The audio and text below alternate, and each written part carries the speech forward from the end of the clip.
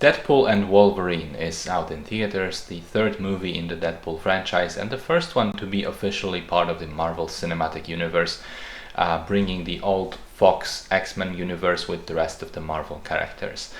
It's directed by Sean Levi, who previously made Free Guy and Project Adam, both films starring Ryan Reynolds, who is of course the star of this film as well, along with Matthew Macfadyen, Emma Corrin, and of course Hugh Jackman, who comes back to his iconic Wolverine role after having retired from it back in 2017 following Logan, which was a wonderful send-off and final chapter for the character. But of course, with the multiverse, it's always, and probably with the Disney money, let's be honest, but with the multiverse, it's always possible to bring people back. So, as the movie itself jokes in one of its many fourth wall breaks, he might end up playing the character until he's 90.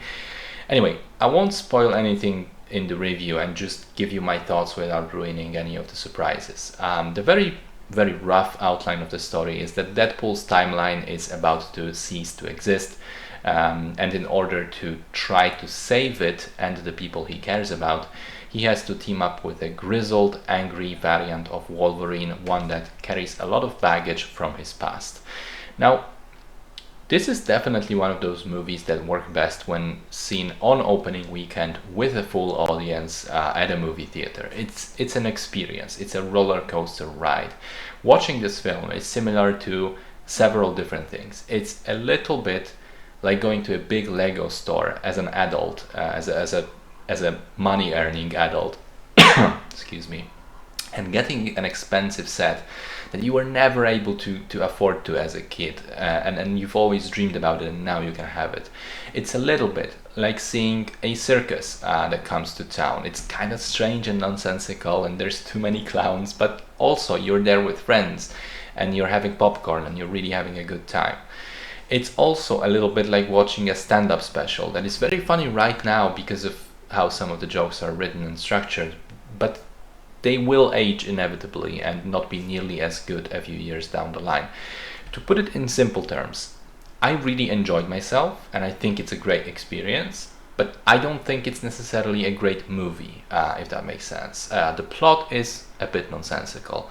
There are some shaky things here and there, some problems with character motivations, etc. I didn't necessarily like the way they explained and handled Wolverine's backstory, how he got the way he got. I thought that was very underwhelming. It relies hugely on nostalgia and fan service and giving the fans what they've wanted for years. It has some of the similar faults that many other modern superhero movies do. And yeah, when all's said and done, you also have to wonder, how long can you do this stuff? How long can you bring us the same people in the same roles and keep these stories alive and open and not have any permanent endings? Anyway though, a couple other points. The film is properly filthy when it comes to language and violence, really leaning into the R rating, which I thought was great. The performances are all very good. Hugh Jackman fully committed to the role. Emma Corrin is incredibly fun as Cassandra Nova, and I also like Matthew Macfadyen's performance, even though the writing for his character feels a bit clunky. The costumes look fantastically crisp, the CGI is alright, great soundtrack, and crucially, I think the movie manages to get away with quite a lot because it feels like underneath all this nostalgia, there is actually a lot of heart and a lot of genuine love that these people involved in making of the film have for these characters and this world. It's evident that it wasn't just a soulless corporate money job for them. The cast are all clearly having a fantastic time, and it helps with ignoring the imperfections.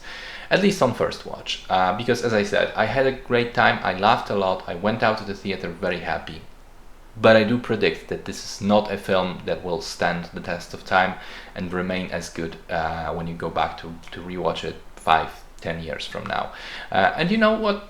It's fine. Not every movie has to be a timeless classic. Cinema can be many things. It can be high art, it can be societal commentary, it can be a universal lesson in philosophy that stands the test of time and remains timely 200 years in the future.